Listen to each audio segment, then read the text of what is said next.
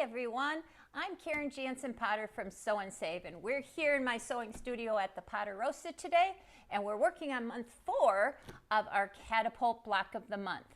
We're doing this in conjunction with our Sew What Club that meets every third Monday of the month at our store in Racine, Wisconsin. We go through all kinds of projects and look at new fabrics and all kinds of fun things.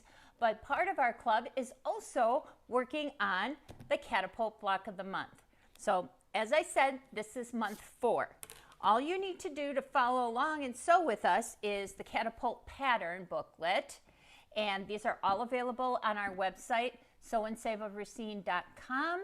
And you can pick up the pattern booklet along with the Cat's Cradle tool.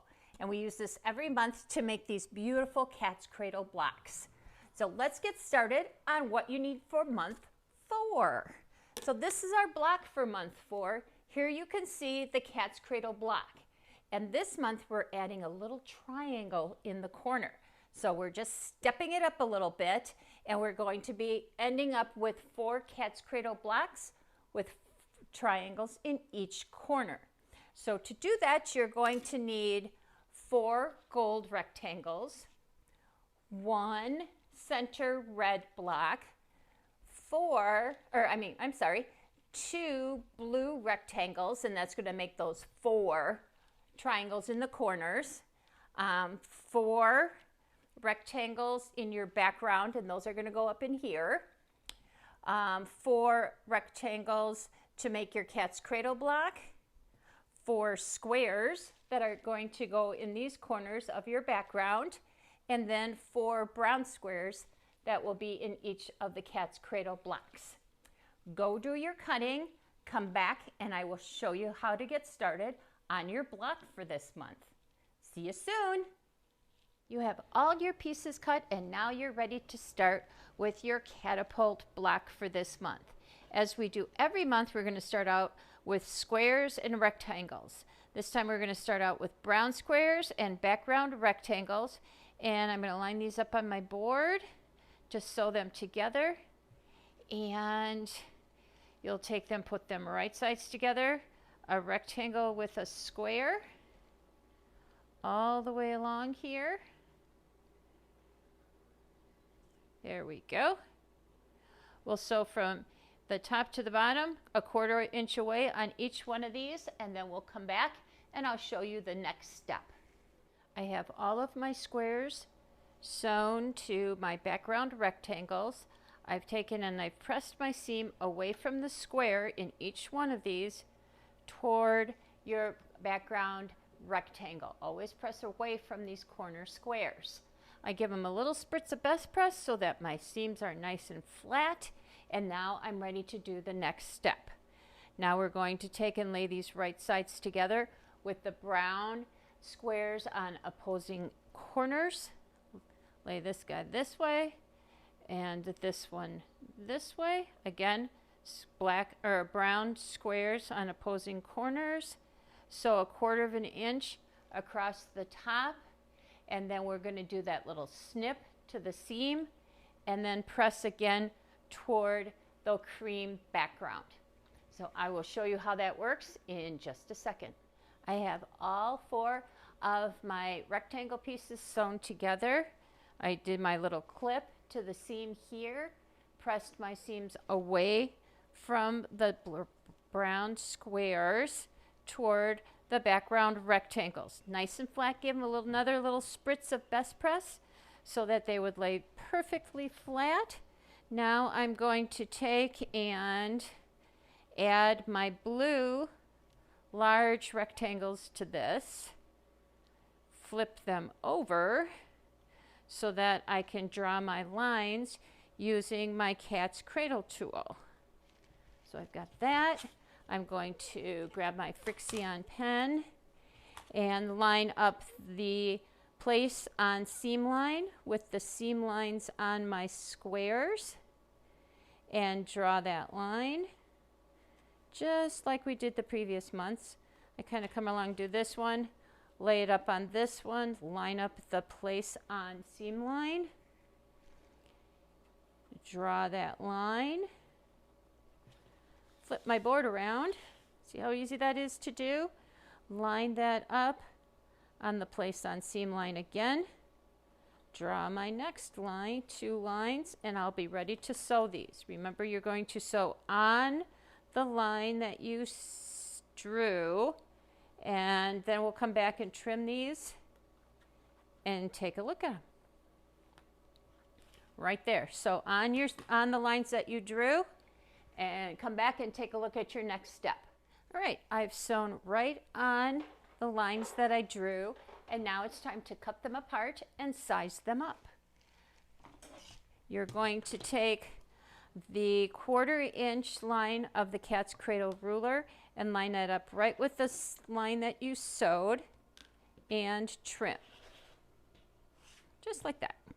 And I come back around and trim this side because usually there's just a little bit of extra fabric to trim up there to make sure that we have a nice 1/4 inch seam. The cutter's not working today. So there's that one. Do the same with the other one. Line up your 1/4 inch seam right along the line that you sewed and trim. Now, instead of going back and pressing these open and then trimming them, I'm going to show you how to trim them when they're folded up like this, so you do less cutting and less flipping around of the ruler and your pieces. I'm now going to take them and kind of lay them in front of me like little mountains, and I laid them all going the same direction, just like that. This month we're going to line up the seam line of our square with the 4 inch line on the ruler.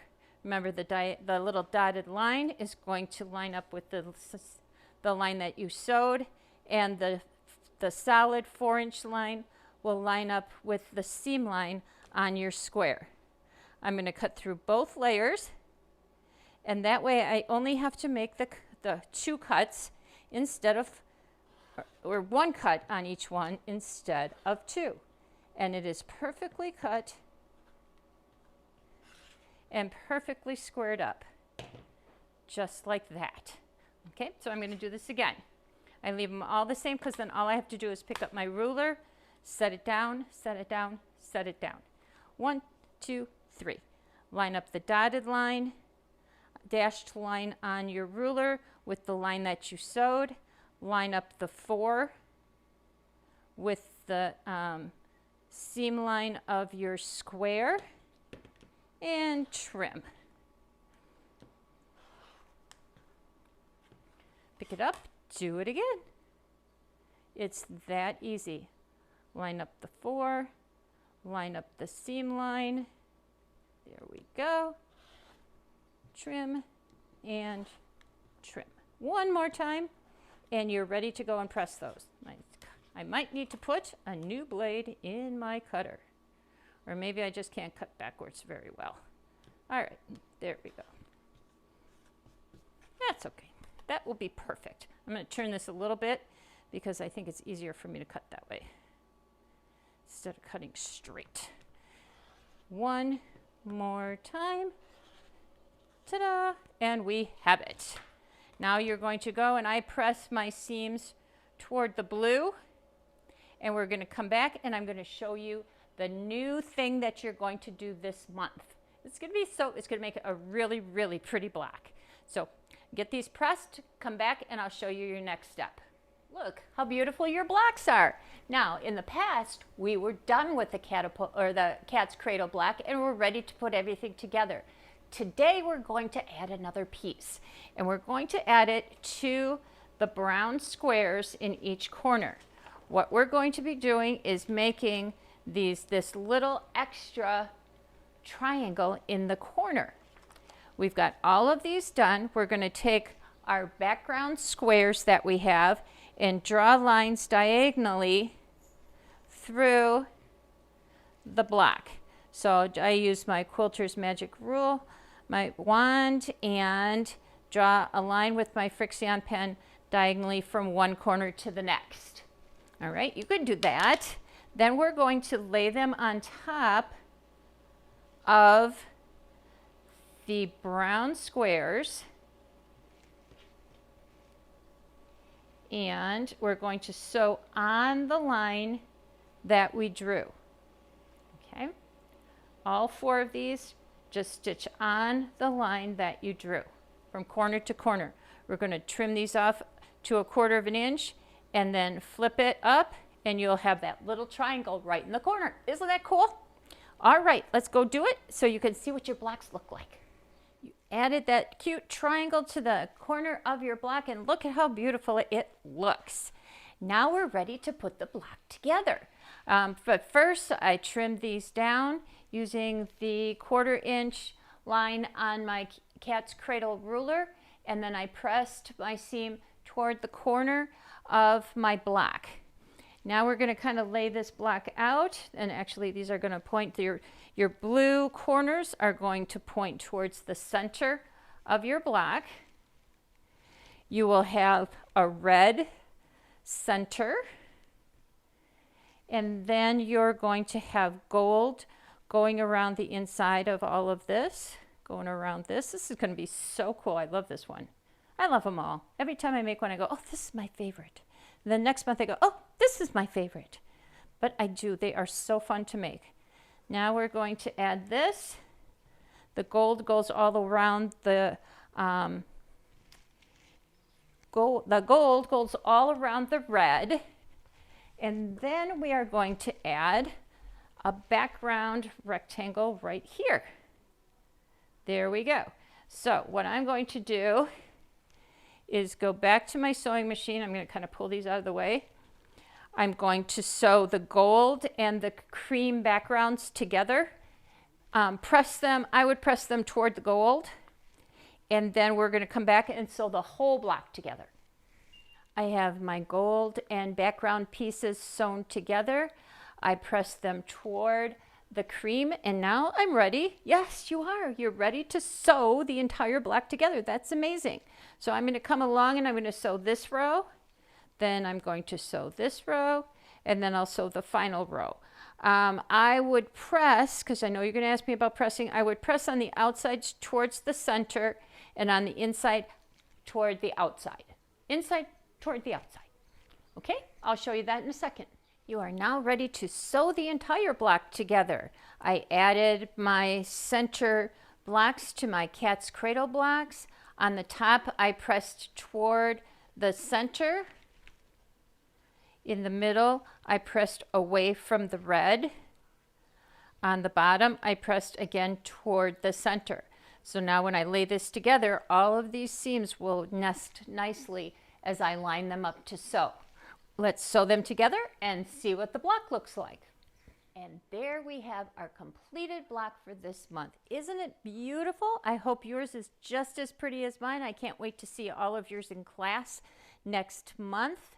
So this is month 4, and I invite you to join me for month 5 in May, and we're going to be adding a few more things. So I love this block. If you have any questions, any problems, you know where to find me. Sew and Save of Racine and sewandsaveofracine.com. See you next month.